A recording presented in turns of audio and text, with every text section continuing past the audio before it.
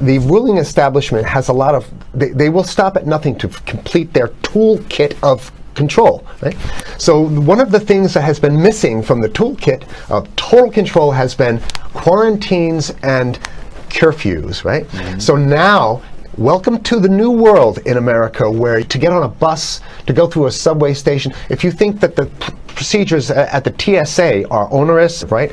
Guess this is coming to a bus depot near you. It's a more invasive way, and the ruling class needs this because, let me say, if the ruling class ever saw wide-scale civil unrest, you'd see an Ebola outbreak in America right away. Okay, so this is, what you see is that Ebola is another tool in the toolbox of the ruling class control. Yeah, to keep down absolutely, repression. Positively, 100%. This is a tool. Right. Ebola doesn't just magically start spreading. Mm-hmm. And then we have this doctors that come back here. The white people, of course, live. Mm-hmm. The two whites who got it survived. All the black people that get it die. Right? It's very possible that these one of these NGOs over there is going around with a veil of Ebola, or spreading it from a small plane onto villages. The point is to get hundreds of thousands of people infected with it and create the next phase of control. Now, one of the things I'd like to show to back up my my claims here. Here's a document from the Rockefeller Foundation. Rockefeller Foundation, right there. You can zoom in on that, where my finger is. It's called Scenarios for the Future International Development, the Rockefeller Foundation. All right. Okay. Let's take a look at what they're saying here. This is something like a 50-60 page document. I'd like you to go to page 18 if you can look at this up on the internet, but I'll read it off to you. It's called lockstep, lockstep. And this is a phrase that I used right after 2001, when I saw the entire system of the United States, including the population, were in lockstep. So the Congress went along, and yes, it was Osama bin Laden, and the people waved their flag and said, I hate, hate, hate, hate, and everything was in lockstep. Well, in 2010, they published this, Rockefeller Foundation, and here's what they're saying. They're saying that they call it a scenario. These are scenario narratives, and they speak about it in the past tense. So they put out this scenario, lockstep. A world of tighter, top-down government control and more authoritarian leadership, with limited innovation and growing citizen pushback. Okay, I'll read a little bit of it. In 2012, the pandemic that the world had been anticipating for years, nobody was anticipating a pandemic, finally hit. Unlike 2009's H1N1, this new influenza strain originating from wild geese, they use some scenario, but this is Ebola they're talking about. Ahead. Even the most pandemic prepared nations were quickly overwhelmed when the virus streaked around the world, infecting nearly 20% of the global population and killing 8 million in just 7 months, the majority of them healthy young adults. The pandemic also had a deadly effect on economies. You can see the agenda.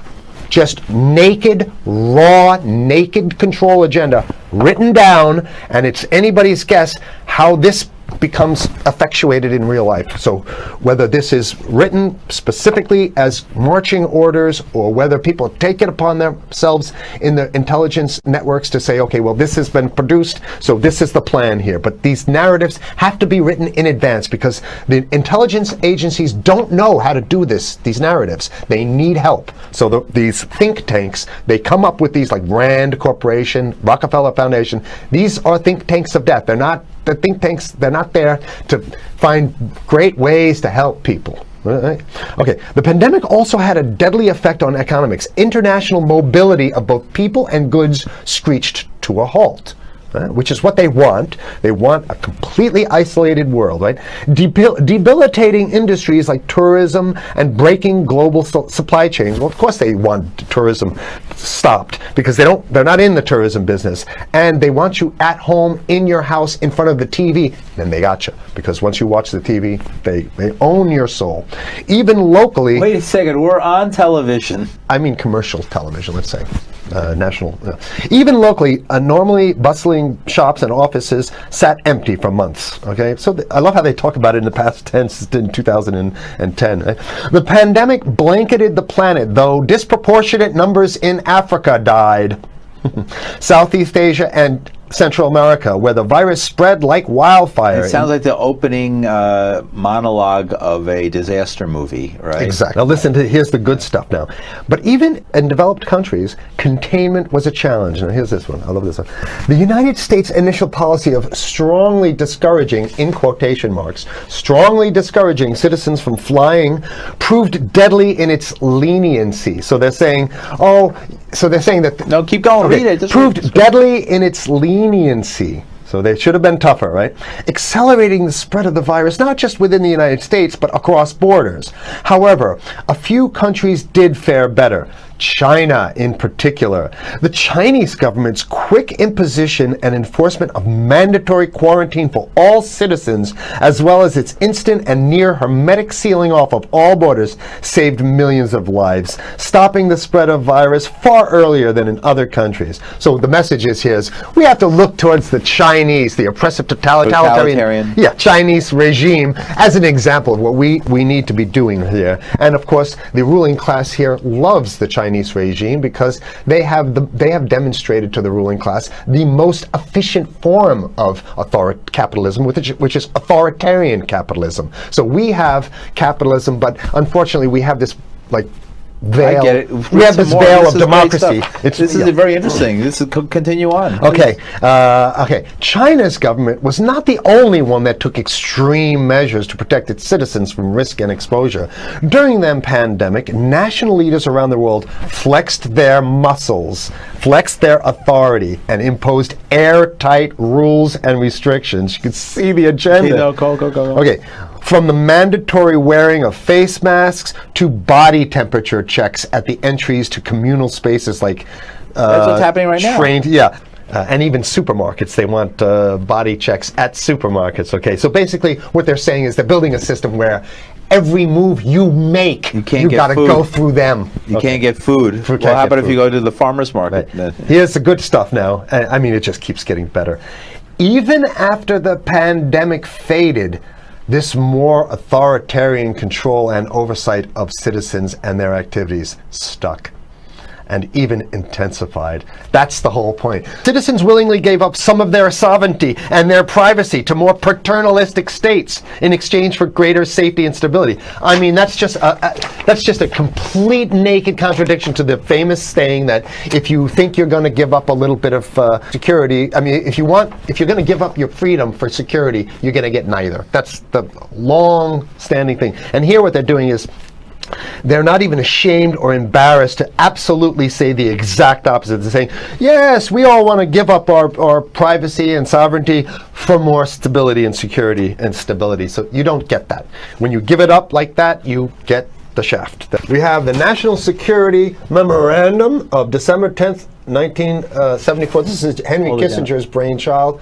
The National Security Memorandum number 200. You can look that up on your internet. I'll summarize it. He says that there's too many people, we got to get rid of the population. So to answer your question. From earlier. Yeah, he says, he used the word depopulation, which is different.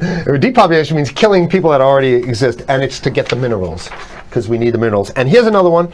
The CDC has a patent on Ebola. They've patented it. Yeah? Right. So basically, if you want to get a cure for your Ebola, you got to go. It right up here, right? It says human Ebola virus species and compositions and methods thereof, and it's a patent. It's a patent. They patented the main strain plus something like 17 other strains of it. So they own it now, and I don't know how exactly you can own that, but apparently they've done the same thing. Yeah, I didn't think you could own a natural. Yeah, you can. I guess the main thing to finish off this show is this: that they want to get more control, more and it's going to be curfews and quarantine. So what I'm saying is that unless the American people start to get some new way to revolt, a new way to organize, new way to protest, unless we can break through the apathy, because that's what we have here, then it's going to be a slave state here. The ruling class doesn't seem to have too much resistance. They're getting everything on their Christmas shopping list. And they've been wanting quarantines and curfews for a long time. Now they got it. And if you want to live in a world where you're tricked into all this stuff because it's for your safety, right? And if you want to have a probe and make sure you got to check your pockets, make sure you don't have anything incriminating on you before you go out, and when you step out of your house, you want some police there to monitor and see what you're doing. If that's the world you want to live in, be apathetic, don't do anything. You're going to get that world very soon. It's coming your way, definitely. Yeah. So what should people do? What's the hope? You have 30 seconds. To wake up, learn about it, and go fight these bastards in Washington. They're easy to beat. If we can just organize, we can beat them. It's simple. They're weak, and there's so few of them.